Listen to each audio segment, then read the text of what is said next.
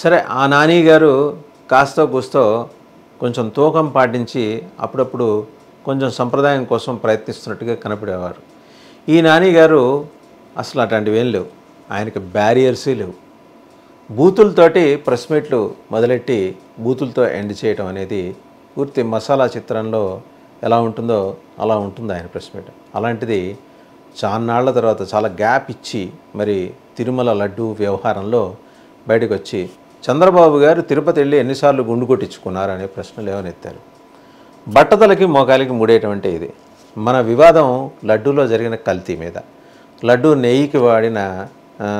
లడ్డూకి వాడిన నెయ్యిలో animal fat కలిసిందనే విషయం మీద, దాని మీద మీరు మాట్లాడండి. ఒక్కొక్కళ్ళ విశ్వాసాలు, ఒక్కొక్కళ్ళ కుటుంబ ఆచారాల ప్రకారం స్వామివారికి తలనీలాలు ఇస్తారు, కొందరు ఇస్తారు, కొందరు ఇవ్వరు. అది అసలు అంశమే కాదు, వారి నమ్మకం ప్రకారం చేసేది. విధిగా ఇచ్చి తీరాలనే నిబంధన ఏమీ లేదు. కాకపోతే ఇస్తే తలనీలాలు తీసుకున్న స్వామి వీరి కష్టాలన్నీ మొత్తం తొలగిస్తాడని ఒక నమ్మకం. ఆ నమ్మకం ప్రకారం ఇచ్చేవాళ్ళు ఇస్తారు, ఇవ్వనవాళ్ళు ఇవ్వరు. ఇవ్వనంత మాత్రాన వాళ్ళు మహాపాపులు అన్నట్టు కొడాలి నానిగారు మాట్లాడటం. రెండోది, అన్నం తినేవాడెవడు ఇలాంటి మాటలు మాట్లాడడం. మీ స్టైల్ ఏం మారలేదు కొడాలి నానిగారు, మీరు మారలా ఒక రకంగా యాజ్ ఇట్ ఈస్. అదేదో సినిమాలో బ్రహ్మానందంతో శ్రీనివాస్ రెడ్డి అనే ఆర్టిస్ట్ అంటాడు, ఎలా ఉంది అంటే యాజ్ ఇట్ ఈజ్ అంటాడు శ్రీనివాస్ రెడ్డి. అలాగే మీరు కూడా మీరేం మారలా, యాజ్ ఇట్ ఈజ్ అలాగే ఉన్నారు. మాట్లాడాలి కాబట్టి జగన్మోహన్ రెడ్డి గారు చెప్పారు కాబట్టి బయటకు వచ్చి తిరుమల లడ్డూ వ్యవహారంలో మీరు ఆల్రెడీ మార్కెట్లో నానిపోయిన అంశాన్ని తెర మీదకి మళ్ళీ చర్చకు పెట్టారు. చంద్రబాబు నాయుడు గారు ఆయన అధికారంలో ఉన్నప్పుడు మొత్తం 15 సార్లు నెయ్యి ట్యాంకులను వెనక్కి తిప్పి పంపిస్తే, వైసీపీ అధికారం ఉన్నప్పుడు మేము 18 సార్లు వెనక్కి తిప్పి పంపించాము. మీరేమైనా ఐన్స్టీనా, ఆర్కిమిడీసా, లేకపోతే న్యూటనా కొత్తగా ఏదో సూత్రాన్ని ఆవిష్కరించడానికి? అది ఆల్రెడీ అందరూ చెప్పిందే. నేషనల్ డైరీ డెవలప్మెంట్ బోర్డు వాళ్ళు ఇచ్చిన నివేదిక గురించి కూడా మీరు ప్రస్తావన చేశారు. మీతో పాటు మీ ఇతర వైసీపీ నాయకుల ప్రస్తావన కూడా ఎట్లా ఉంది అంటే, అసలు శుద్ధపూసలు అంటే ఎలా ఉండాలి, సుప్పినీలు అంటే ఎలా ఉండాలి, ఇవన్నీ వాటికి మేమే ప్రతీకలం అన్నట్టు మీరు మాట్లాడుతూ వచ్చారు. అన్నం తినేవాళ్ళు ఎవరైనా ఇలాంటి ఆరోపణలు చేస్తారు? చేయరండి, ఖచ్చితంగా మీరు అన్నది కరెక్టే, చేయరు. కానీ అన్నం తినేవాళ్ళు ఎవరైనా అటువంటి సంఘటనలు జరగటానికి ఆస్కారం కల్పిస్తారా అని అడిగితే అప్పుడు మీరు తలెక్కడ పెట్టుకుంటారు నానిగారు, కొడాలి నానిగారు? బూతులు మాట్లాడేసి జనాల్ని సప్పుడు చేయొద్దనే ధోరణి, ప్రశ్నలు ఎవరన్నా అడిగితే ఏంటి మమ్మల్నే ప్రశ్నలు అడుగుతారనే ఒక అహంకారం, ఇవి మీరు వదిలించుకొని ఫ్యూడల్ భావజాలం నుంచి బయటపడండి అనే జనం మిమ్మల్ని 151 నుంచి 11కి దించారు. అయినా మనం మారం. ఇంకా పైగా మీకు నమ్మకం ఏంటి, ఇంకో 2 ఏళ్లలో జమిలీ ఎన్నికలు వచ్చేస్తాయి, మీరు మళ్ళీ నెక్స్ట్ ఇయర్ ఎండింగ్కి, అదే 26th ఎండింగ్కి అలా వచ్చేస్తాయి. వచ్చేసే కాడికి ఇక మనమే కదా మళ్ళీ అధికారంలోకి వచ్చేదని. దీన్ని నమ్మకం రండి, భ్రమ అంటారండి, భ్రమలు అంటారు. ఆ భ్రమల్లోంచి బయటకు వచ్చి వాస్తవాల్లో జీవించడం మొదలెట్టండి కొడాలి నానిగారు. రైట్, మీరు నెయ్యి నాణ్యత గురించి మాట్లాడండి, అంతవరకు కన్ఫైన్ అవ్వండి. అన్నం తినేవాళ్ళు మాట్లాడతారు ఎవరైనా, ఆయన ఎందుకు గుండు కొట్టించుకోలేదు? గుండు కొట్టించుకోవటం ఏంటండి, దానికి ఒక సంస్కారవంతమైన పదం ఉందిగా, తలనీలాలు ఇవ్వటం స్వామివారి దగ్గరకి. అది ఆ మాత్రం తెలియదా మీకు? ఆ మాత్రం సంస్కారం కూడా మీ భాషలో కనపడదా?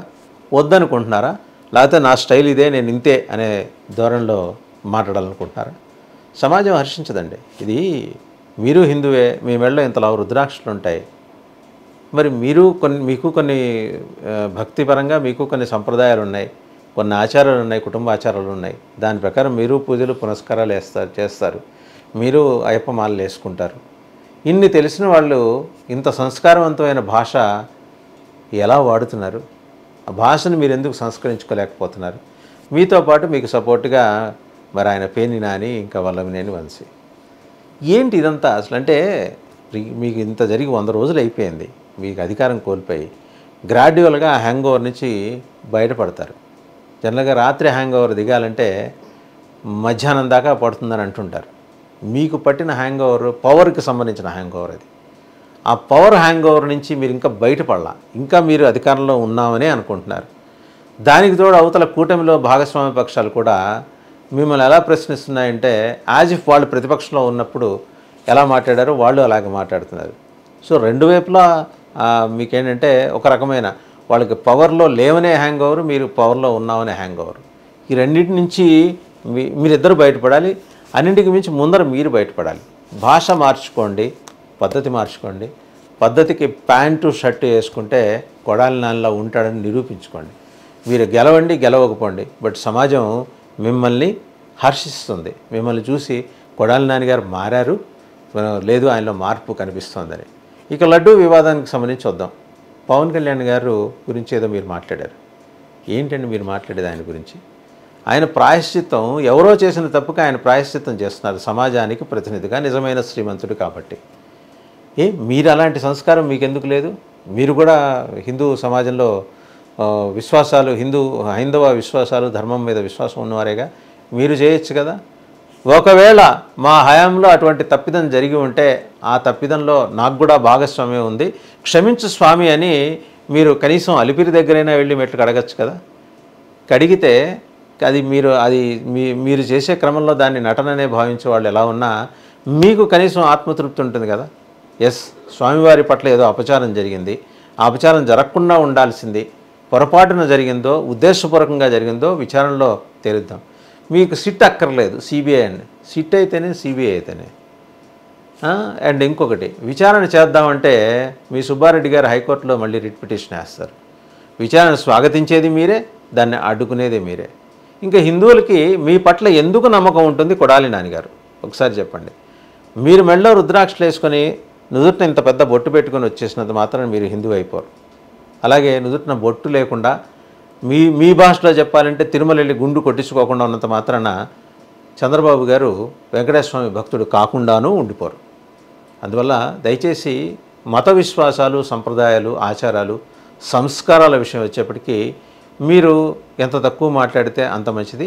అసలే మాత్రం మాట్లాడకపోతే మరీ మంచిది. అంచేత కొడాలి నాన్నగారు ఒకవేళ మీరు ఇంకా మాట్లాడదలుచుకుంటే 1కి 4 సార్లు రాసుకోండి. ముందర రాసుకొని భాషను సంస్కరించుకోవడానికి ఎవరైనా భాష తెలిసిన వాళ్ళు, తెలుగు భాష తెలిసిన వాళ్ళు, అంటే మీరు మాట్లాడే భాష కాదు, దాన్ని ఏమంటారో తెలియదు, తెలుగు మాట్లాడే వాళ్ళు ఎవరికన్నా ఆ స్క్రిప్ట్ చూపించి ఇందులో ఏమన్నా తప్పిదాలు ఉంటే దిద్దండి, అలాగే దీన్ని తెలుగులోకి తర్జుమా చేయండి అని చెప్పండి. తర్జుమా అంటే ట్రాన్స్లేషన్ అనమాట. వాళ్ళు మార్చిస్తారు. మార్చిచ్చిన తర్వాత అదే మాట్లాడండి. మీరు ఒకటి గుర్తుపెట్టుకోండి, ఇది తిరుమల వెంకన్నకి సంబంధించిన వ్యవహారం. సో మీరు ఏం మాట్లాడినా కూడా ఆచి తూచి తూకం వేసి మరీ మాట్లాడాలి. మాట్లాడకపోతే రిపర్కషన్స్ ఎలా ఉంటాయో గడిచిన సంఘటనలు మనకి వేరే చెప్పక్కర్లేదు, చెప్పడం కూడా అనవసరం. ఎందుకంటే వరుసగా జరిగిన సంఘటనలు, దేవుడితో వెంకటేశ్వరతో పెట్టుకున్న వాళ్ళందరూ ఎలాంటి విపరిణామాలు ఎదుర్కొన్నారు, దాని గురించి చెప్పామనుకోండి కొండవీటి చాంతాడంత ఉంటుంది. అవసరం అది. అందువల్ల నానిగారు మీ భాష మార్చుకోండి. తిరుమల వెంకన్న పట్ల అపచారం జరిగింది కాబట్టి అపచారం జరిగిన దానికి కారణం ఎవరైనా సరే నేను కూడా ప్రాయశ్చిత్తం చేసుకుంటాను అని ముందుకు రండి. మంచి మనసుతోటి మిమ్మల్ని స్వాగతిస్తారు.